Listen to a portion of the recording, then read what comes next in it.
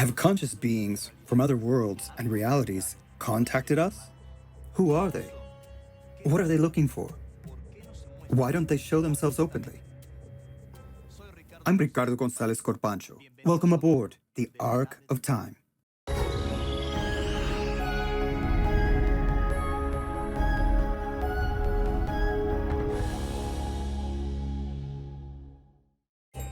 Talking about close encounters with non-human intelligences is a very controversial issue. It shatters all our paradigms.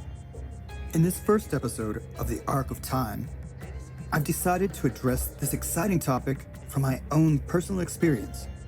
Those who know my story know that I affirm to have established communication with extraterrestrial intelligences, beings with human features similar to us, who I have been able to meet physically, even in the company of other witnesses. For nearly 30 years, I've been researching this phenomenon of close encounters. I've traveled the world searching for signs of them, and I've published my findings in more than 20 books. And I must say that, despite all this, I have more questions than answers. But how did it all start? At the end of the 1970s, when I was just a 5-year-old boy, I saw them for the first time. It was at El Bosque Country Club, which is on the outskirts of the city of Lima, a place for my family to relax on the weekends. I remember that we had stayed up very late, and the stars were already twinkling in the mountain sky. That's when I saw some lights moving over the hills and then in the sky. They would change speed and direction erratically, as if they were playing a game. At such a young age, I didn't have the slightest idea what I had just witnessed. In fact, you're now looking at some pictures from back then, one of them with my father at the country club I mentioned.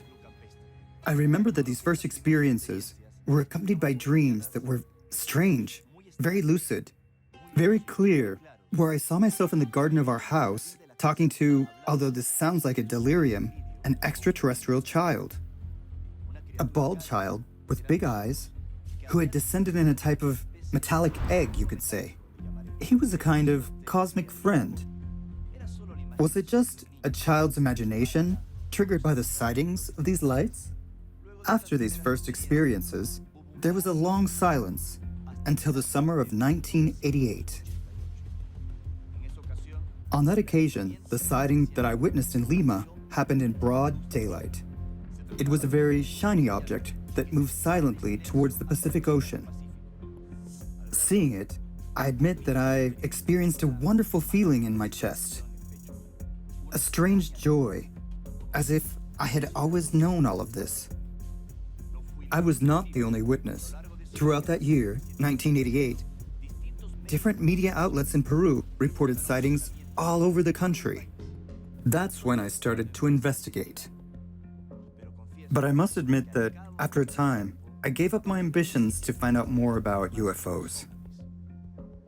I had completed my education and started out in the marketing profession. My concerns about UFO mysteries seemed to take a back seat to the cares of everyday life. However, the tipping point would occur shortly thereafter, in 1993. I was a young man of almost 19 when they returned, and this time, they were here to stay. I was studying at a desk in my room, my bedroom. I had to take some statistics and accounting exams. And like every young person who is in college, you try to close your books, close your notebooks, and try to relax for a while. Some people drink coffee, others listen to music. I fell asleep from the exhaustion. I was in a state of catnapping. And it was at that moment that a voice, in my own language, in perfect Spanish, broke the silence. Speaking to me very slowly and calmly in my head, telling me in a metallic tone, "Don't stop searching. We are extraterrestrial beings who are making contact with you. You will go through preparation and, later, you can meet us physically." Obviously, I was surprised, astonished, stunned. I couldn't believe that something like this had happened. I asked myself, Have so many hours of studying notes and books left me dazed? Had that triggered something in my imagination? And that's when this voice resurfaced.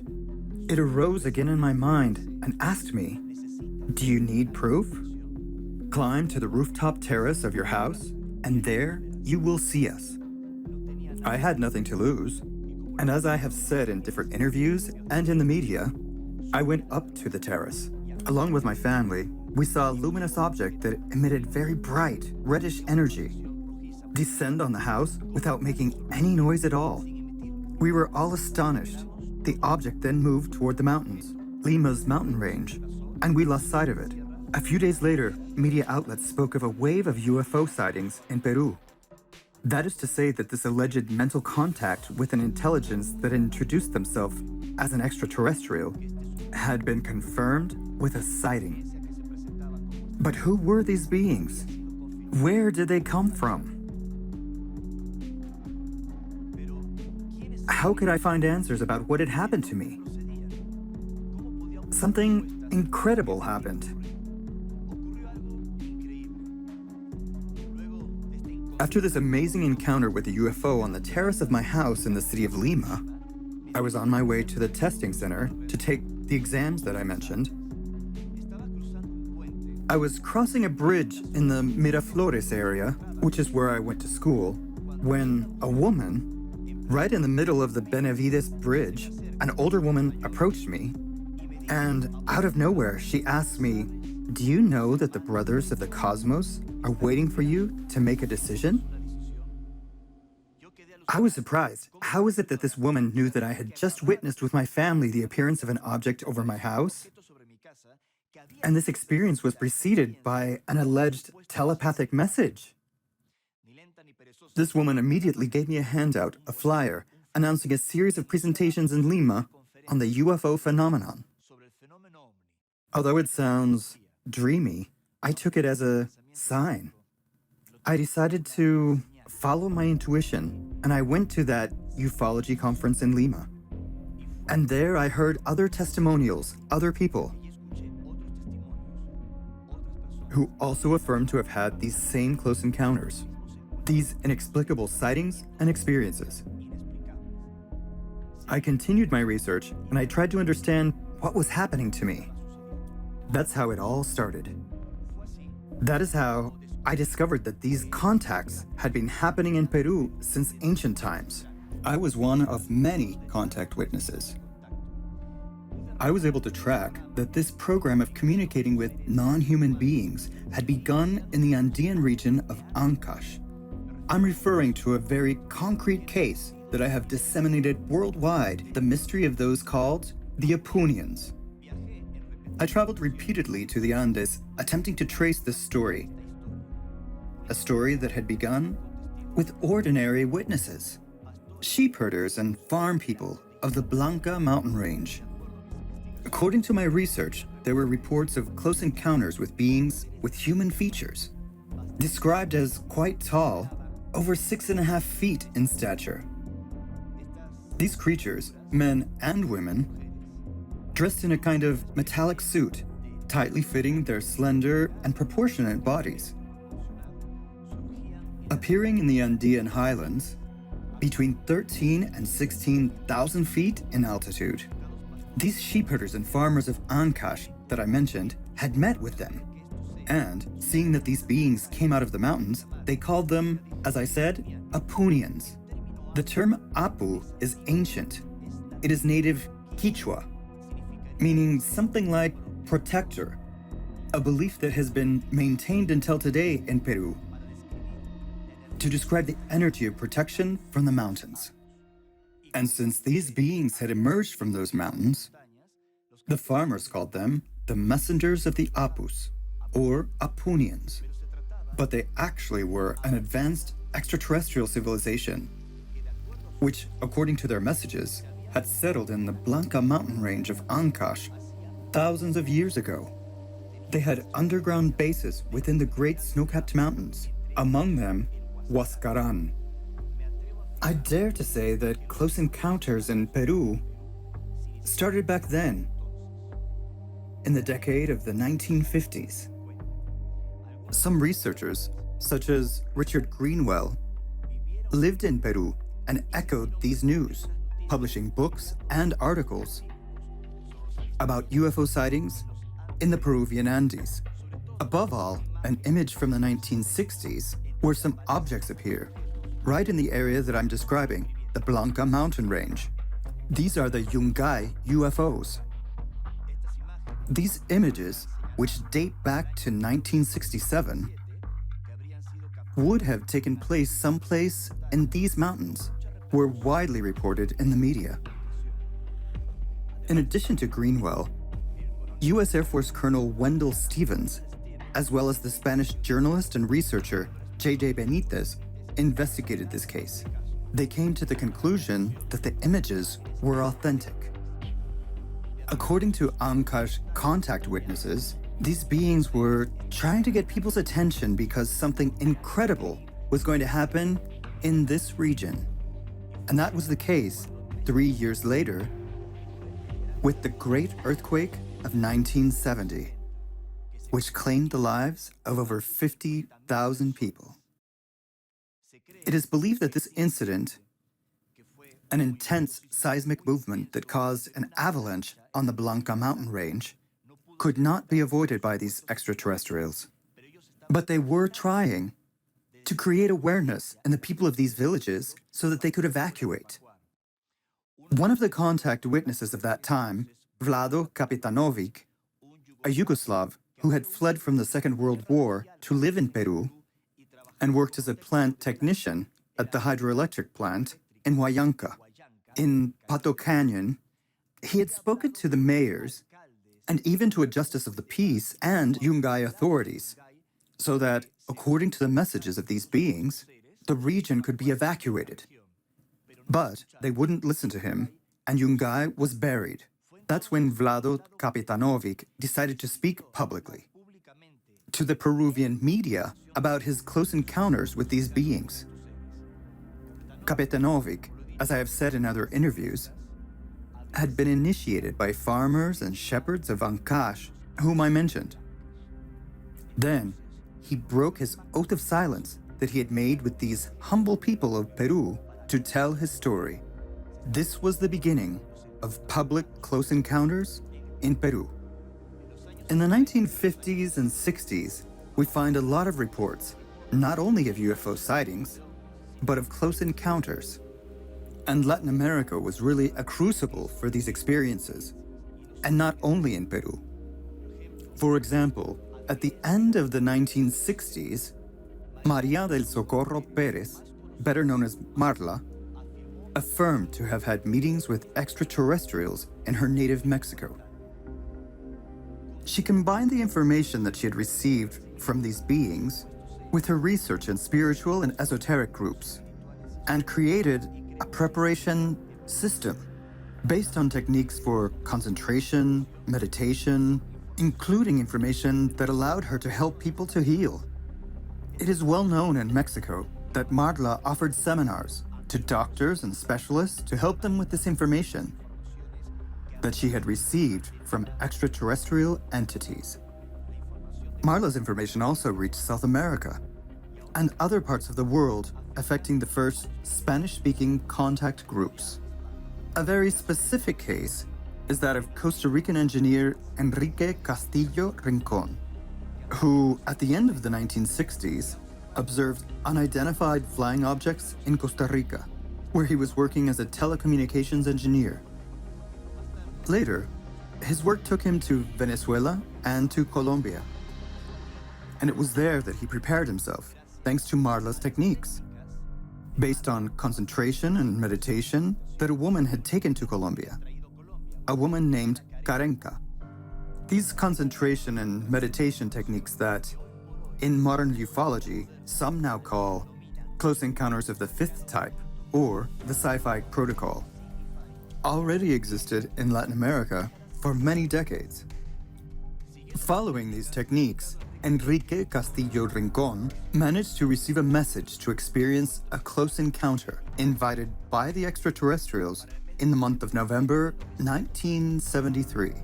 It was then that he went to a predetermined area in Colombia which is secret and no one knows about, an area where there was a lagoon, and there he met beings with human features who allowed him to board their ships.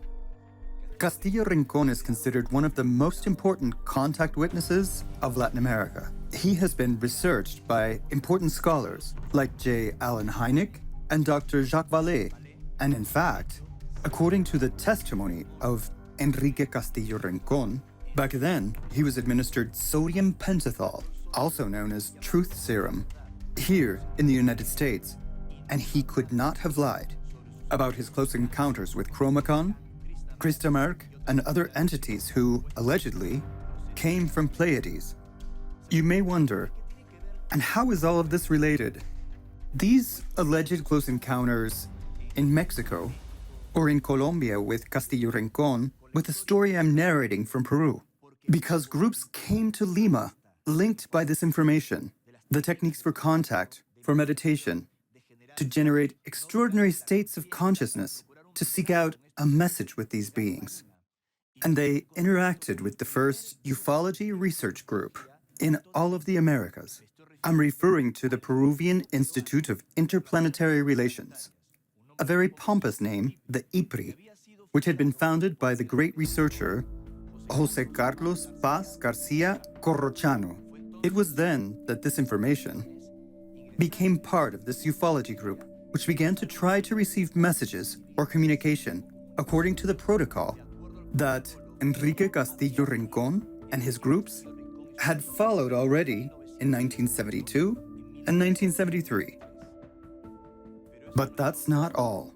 In a place which today is famous in Peru, Chilca, which is located about 37 miles south of Lima, Maruja Soler de Acervo, the Lady of the Desert, as we call her, was having contact experiences. It was the decade of the 1960s, and at the end of that decade, she began to receive messages and communication, and to have paranormal-type, unexplained experiences in her home in Papaleon 13 in Chilca. Her gripping experience happened between 1970 and 1972, and that's when Maruja, as she was known, or Maru, decided to ask for help, for someone to explain what was happening to her. And she asked her son, Juan Acervo, to go to the IPRI that I mentioned, the Peruvian Institute of Interplanetary Relations, to try to get some type of advice or information. Juan Acervo approaches José Carlos Paz Garcia and tells him, "My family's receiving messages, having sightings, experiences in the area of Chilca." This information is historical because from the syncretism of experiences is born, at least according to my research, what is called the Rama group, one of the most important extraterrestrial contact movements in the history of Ibero-America. It started in the summer of 1974 with brothers Carlos and Sixto Paz Wells, two authentic contact witnesses who, as teenagers, 18 or 19 years old, received messages, communications like those received earlier by Maruja Soler de Acervo or Castillo Rincón, and they met in Chilca, in fact, in the summer home of the same Maruja Soler de Acervo. And there is where the sightings and experiences happened, but all this activity was limited to the environment of the contact groups. The message still needed to reach more people. That's when Carlos Paz Wells, Charlie, as he was known back then, received an important message from an extraterrestrial entity who called himself Culba, an Apunian, like those described in the reports from Ancash in the Peruvian Andes. And this entity allowed him to invite the Spanish journalist J.J. Benítez to go out into the desert on September 7th, 1974, and verify the appearance of these objects through a prearranged contact appointment. That is, these beings indicated on what day, at what time, and in what concrete place they were going to appear. The sighting occurred, and when J.J. Benítez returned to Spain, he published his first book, UFOs and SOS to Humanity. It wasn't the first book he wrote, but it was the first that was published. It became a bestseller, and then there began to emerge different contact groups throughout Latin America. This story, which may be unknown to many, which did not start in Peru, but in different countries, and it has followed a common thread. A common thread where yours truly is just one of many contact witnesses of this exciting story that continues on. Investigating all this, it was evident that I was just one of very many witnesses who had come into contact with those beings. And it was precisely there in the Chilca Desert when I saw them for the first time. August 30th, 1997 was the first time I saw one of these beings, who we know as Apunians, face to face. I had been invited to the desert of Chilca. I went out with a very small group. For these beings, it is easier to initiate communication or have an experience with individuals, a few people, or small groups. They say their proximity can affect our psyche in an unpredictable way, and they don't want to destroy our social context as we face a contact, which obviously breaks through our paradigms and the type of life that we usually live. They only contact certain people who they consider will be able to endure these types of experiences, who have some type of resilience, and that the experience itself will not drastically affect their social or family life. And I want to carefully point out that I'm only referring to this type of close encounter because there are different experiences. I'm talking about close encounters with beings with human features, whose intentions are friendly, pleasant, ethical, positive, according to our perception, who have tried to respect our observations about these incredible experiences. With that contact, in fact, when we were camping in the desert, there in Chilca, objects first appeared floating over our camp, zigzagging, emitting large flashes of light, which even lit up the ground. A light that seemed to have some type of weight or density that would fall to the ground. And when you lowered your hands to the desert floor, to the ground, and you picked up the dirt with your fingers, you would have the light in your hands. It was a strange light that these objects produced. That's when a mental voice asked me to come closer to the area of a ravine in Chilca, where we were camping. You could hear some very loud metallic sounds, clank, clank, over and over. It really scared us. It really got our attention. Imagine, in the middle of the desert, in the middle of the night, listening to those strange sounds, clank, clank, over and over. It was remarkable. Then, I saw a very tall silhouette moving toward our camp. I approached it, despite being very nervous, of course. When I arrived, I would say about 80 or 100 feet from that figure. I would estimate that it was at least 8 feet tall.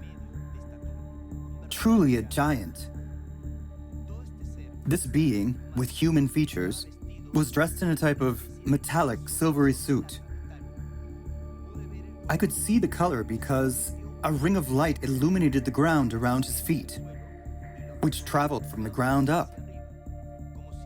As if he had done this deliberately, so I could see him more clearly. And maybe, to test my emotions, how I would react to the experience. That minimalist suit covered him completely, just leaving his hands and his face uncovered. I can't describe it in more detail because I was some distance away, but it was a human face of what seemed to be a younger man, maybe 35, 37 years of age. This being, who introduced himself as Antarel, asked me to accompany him towards an object that had arisen from the bottom of the hills, floating about 100 feet off the ground, giving off a dim, golden light. I was so nervous, not just because I felt that these beings had hostile or negative intentions, but because it was so strange, so different. It was the first time that it had happened to me. that I didn't dare take one more step. That's when this entity, Antarel, who I mentioned, told me in perfect Spanish in my mind to stay calm, and when I was better prepared, we would resume the contact and accompany them inside their ships. Then he left. I went back to the camp, the ship lit up, rose above the desert. We all saw when the object left. And I remember that it left a big emotional impact on me. I broke down in tears because I had missed out, at least at that time, on the experience of a lifetime. But I was also left with a feeling of peace upon seeing these beings. Like I was saying, at least those who have contacted us behaved appropriately toward us. They had seen that we did not have sufficient preparation. It was like a test, a trial. Our emotions took over, and they decided to postpone the contact. That is, we would have to go through, as I was told in the first message, a training, a kind of preparation to break through our mental paradigms about extraterrestrial contact in order to have these experiences. But why me? Why us? Ordinary people who aren't important at all. From such a humble country as Peru, considered a developing country, why not contact an important scientist or a high-ranking military officer? Highly credible witnesses. It's not that they haven't done that. The thing is that those highly credible witnesses fear derision and questioning, and others have more of a behind-the-scenes role. What these beings told us is that everyday people who are having these extraordinary experiences would begin to generate a type of critical mass, great social pressure, so that little by little, other ordinary people like those who are hearing me right now don't sit alone and know that many of us have had these extraordinary contact experiences. This was the first physical contact with Antarel. Due to the moderate distance, I couldn't see details of his face. But on other occasions, we have been able to observe, witness, that his eyes were very penetrating, as if through them you were immersed in a photograph of the universe. And I'm not saying that poetically, I actually mean it. That's what they make you feel. At that moment, that indelible August 30th, 1997, I felt like the desert was swallowing me up. I was static. I couldn't even move.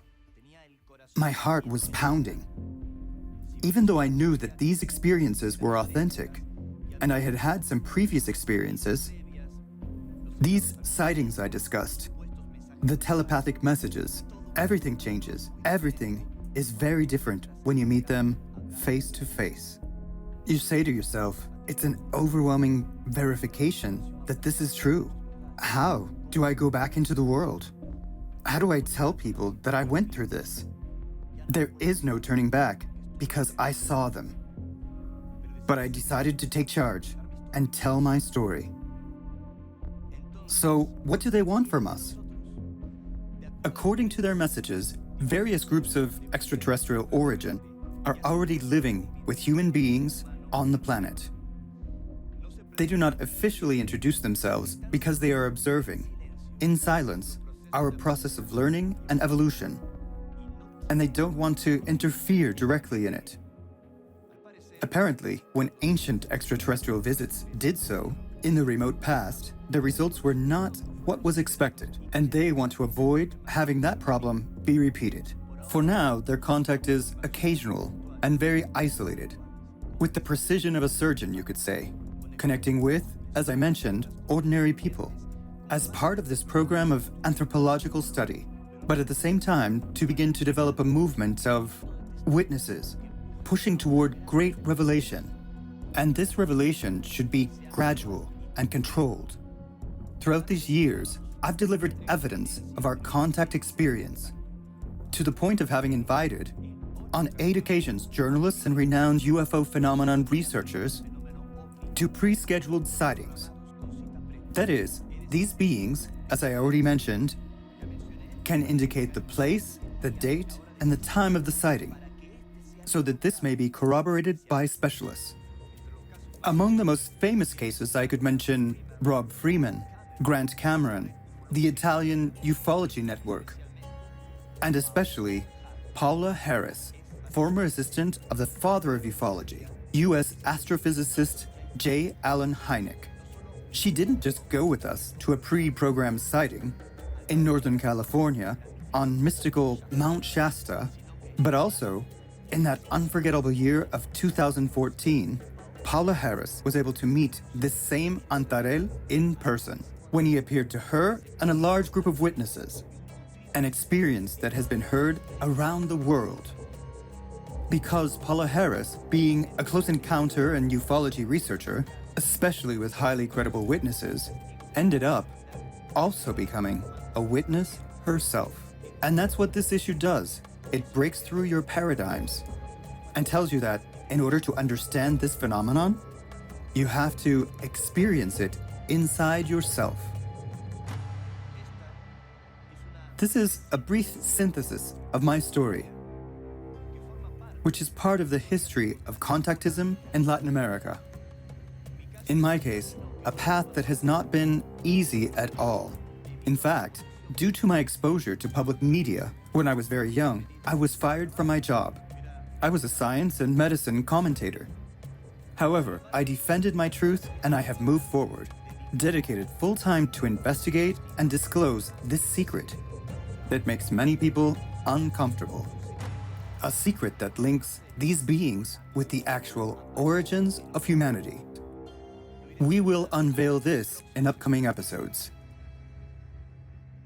I'm Ricardo González Corpancho. I'll be waiting for you on the next journey aboard the Ark of Time.